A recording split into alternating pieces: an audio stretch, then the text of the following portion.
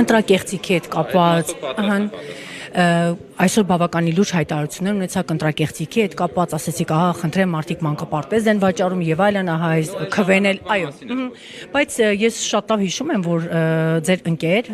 լրագրող Վահե Մակարյանը հայտարարություններ տարած այն մասով, որ օրինակ ձեր եղբայրը ընտրակեղծիքի մեջ ներգրաված էր։ Եթե որևէ մեկը ունի նման փաստ, ապա պետքա դիմի իրավապահ մարմիններին եւ մի րոպե պետք է դիմի իրավապահ մարմիններին եւ իրավապահ մարմինները զբաղվեն, եթե ոչ, ապա դա զրպարտություն է եւ զրպարտությունն էլ համապատասխանաբար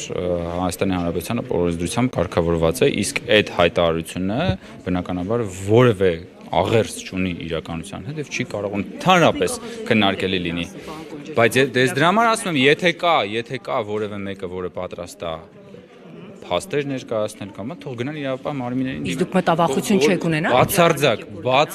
Բացարձակ, լսեք, ես երբ որ կանգնում եմ եւ նման ելույթներ եմ ունենում, նշանակում է, որ ես գիտեմ, որ ես այնքան վստահ եմ եւ այնքան անխոցելի եմ բոլոր հարցերում, որ ես կարող եմ նման ելույթ ունենալ։ Դուք կարող եք, բայց հիմա դուք կներեք գնացեք Հովիկ Աղազյանին այդ հարցերը։ Լավ, վերջ, գնացեք Հովիկ Աղազյանին այդ հարցերը տվեք, նոր մի քիչ առաջ ես տեղել,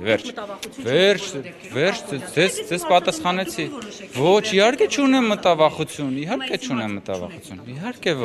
իհարկե ոչ։ Ես դες նույնիսկ խնդրում եմ, որ եթե նման հայտարարություններ եք դուք լսում, խնդրում եմ գնացեք ինքներդ դիմեք իրավապահներին, որևէ մեկի հետ կապված, մեր իշխանության ներկայացուցիչների, նրանց հարազատների, ցանկացածի հետ կապված, սկսած ինձնից, վերջացրած մյուսներից, գնացեք դիմեք իրավապահ մարմիններին։ Դուք ինքներդ դա արեք, որովհետև մենք այնպիսի պետություն ենք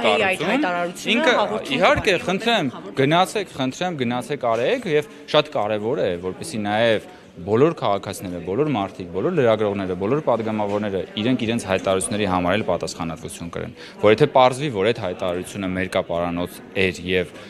անհիմն էր, ապա նաեւ հաջորդ անգամ այդ լրագրողի, այդ падգամավորի, այդ քաղաքական գործչի, այդ հանրային գործչի հայտարարություններն էլ պետք է ընկալվեն համապատասխանաբար։